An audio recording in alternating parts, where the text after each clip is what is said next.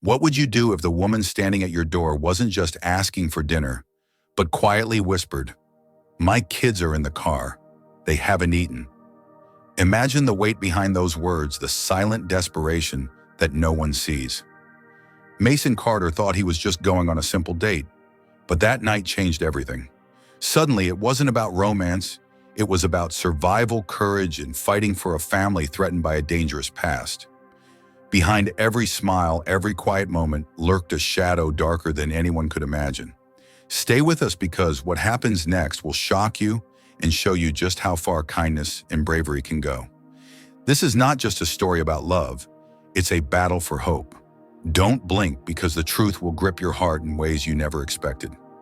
Mason Carter wiped his hands nervously on his jeans as he stood in front of the weathered porch light of his modest Asheville home. It was a Friday evening, and after months of juggling work and parenting, Mason had finally managed to schedule a dinner date, something that felt both exciting and terrifying. His son, 8-year-old Hudson, sat quietly on the couch, clutching a well-worn baseball glove, his eyes wide with curiosity and a hint of nervousness. Mason straightened his shirt one last time and glanced at the front door. He had wiped the glass clean several times, hoping the evening would go smoothly. After all, dating as a single dad wasn't easy. The ghosts of the past, the long nights, the empty dinners, the exhaustion still lingered in his mind. But tonight he was ready for a fresh start.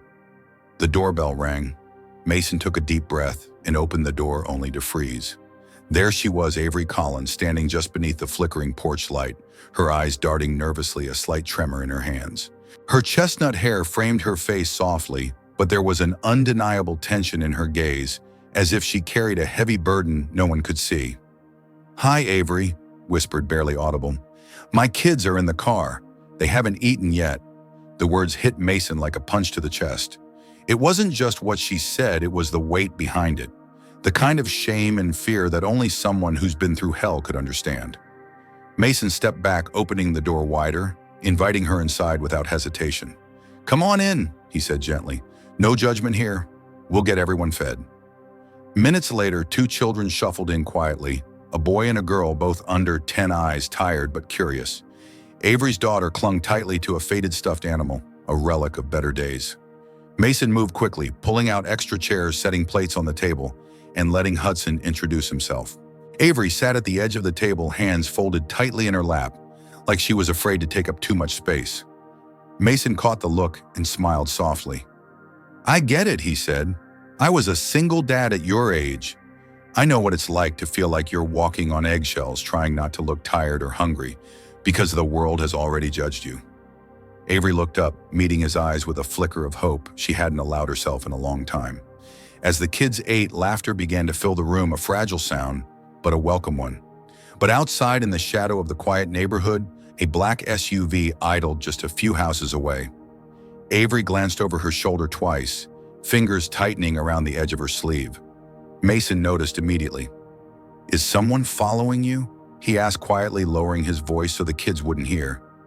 Avery swallowed hard. "I don't know.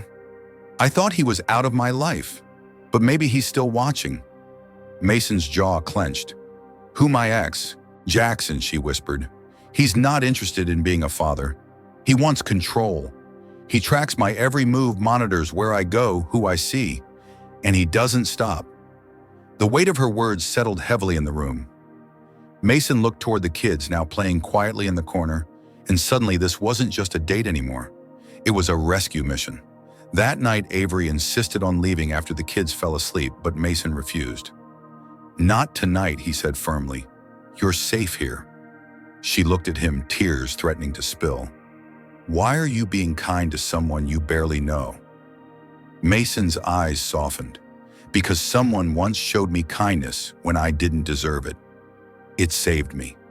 And I'm not going to let you walk back into that darkness alone." The following morning over coffee, Avery's hands trembled as she checked her phone. A text message appeared, a cruel reminder that Jackson was still there, still watching. "Hope the kids slept well at your new boyfriend's," it read. Mason's face hardened. "Pack what you need. You're staying here until we figure this out." Avery blinked, shocked. "You're serious? I'm serious. He doesn't get to decide where you feel safe." Just then, Avery's son Easton appeared, holding a drawing 4 stick figures holding hands.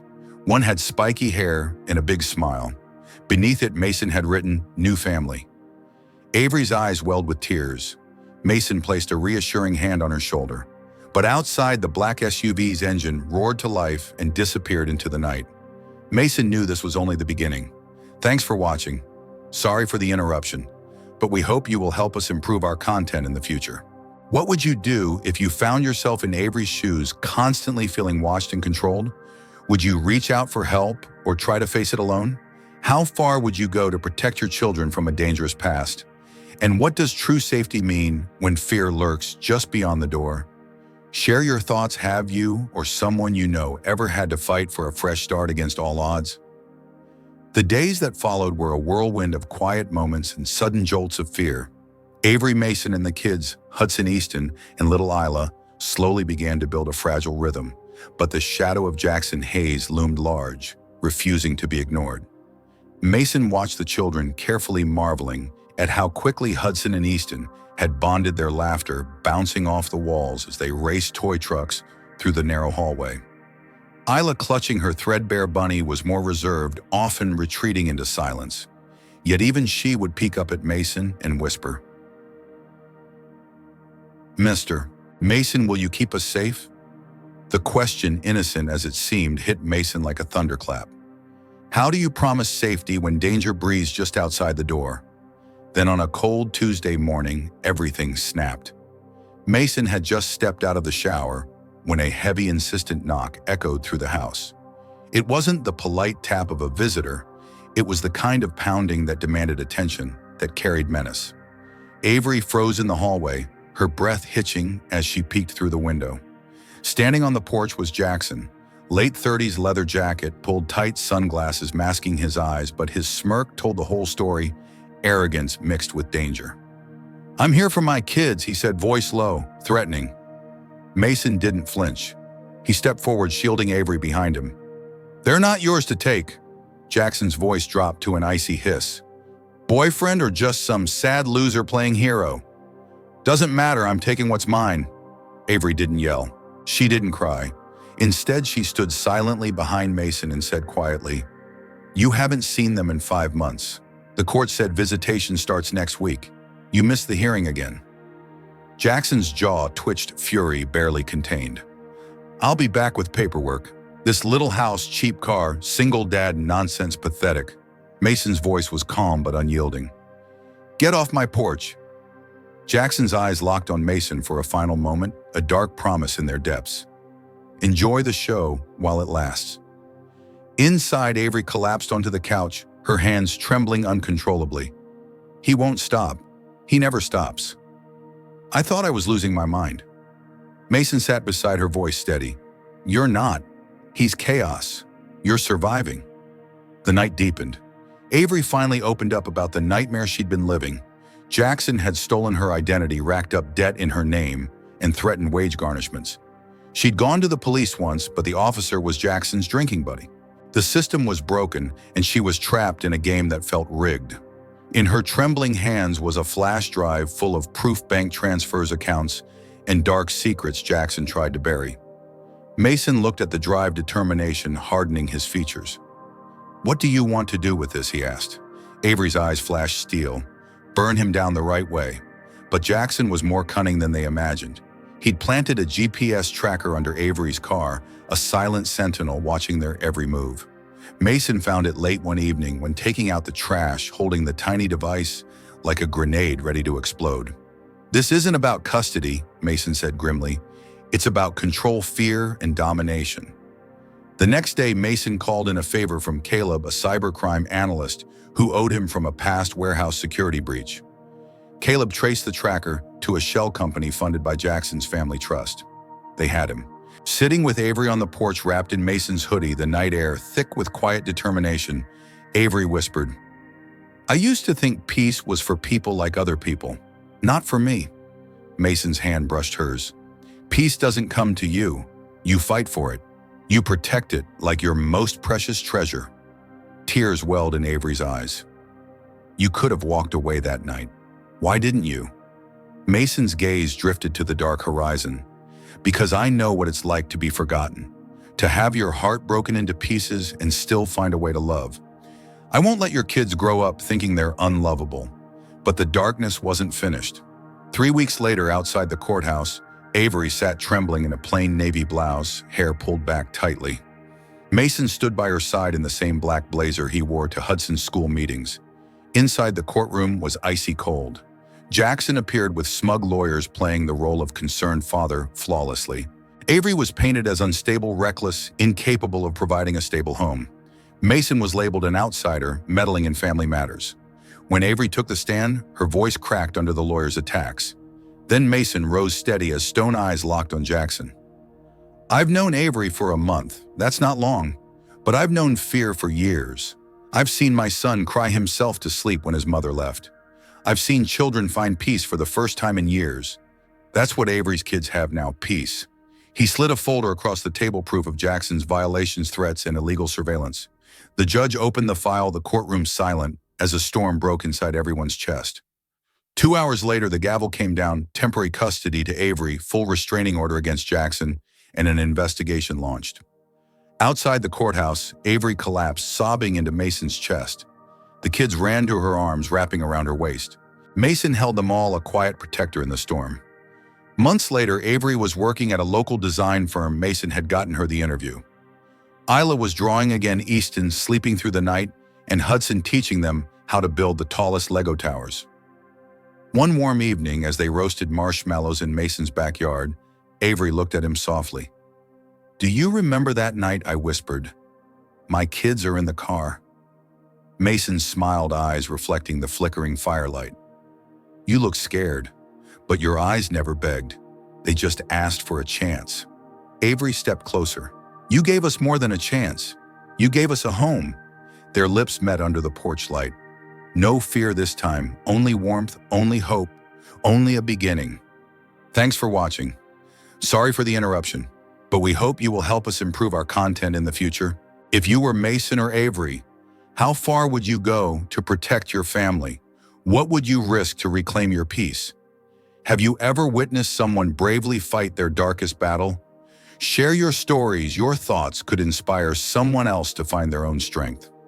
Months melted into a new kind of normal for Mason, Avery, and the kids. The bruises of the past began to fade, replaced by laughter echoing through the small Asheville house. Avery's confidence grew alongside her children's smiles, and Mason's steady presence became the rock their fragile family leaned on. But healing wasn't a straight line. Avery sometimes woke in the dark, heart-pounding shadows of fear, lingering just beneath her calm. Mason never left her side during those moments. "You're safe now," he'd whisper, his hand steady in hers.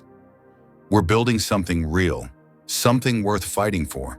One afternoon, Avery sat at the kitchen table, her hands trembling as she opened an envelope, a letter from the court. The final custody hearing was scheduled. The weight of the day pressed down on her, but this time she wasn't alone. When the day came, the courtroom was filled with the same tension, but something had shifted. Avery stood tall, her children close by her side, Mason's unwavering support visible in every glance they exchanged. The judge listened, eyes softening, as Avery spoke not just of struggle, but of hope, resilience, and love. Mason's testimony echoed their shared journey, a testament to strength born from compassion. When the ruling came down, the courtroom breathed a collective sigh of relief. Full custody granted to Avery, a permanent restraining order against Jackson, freedom finally within reach. Outside the courthouse, the sun broke through heavy clouds, warming their faces as tears of relief spilled freely. Avery looked at Mason and the kids, a family forged through fire, unbreakable and whole. In the months that followed, Avery flourished at the design firm, her talent shining brightly. Hudson, Easton, and Isla grew under the nurturing home they had fought so hard to protect, their laughter filling every corner. Mason and Avery often sat on the porch watching the sunset, knowing their battle wasn't just against a man, but against the fear that had tried to claim them. Together, they had won more than custody, they had reclaimed their lives. One evening, Avery pulled Mason close under the soft glow of the porch light. "Thank you for not letting me walk away, for giving us a home." Mason smiled, brushing a stray lock of hair from her face.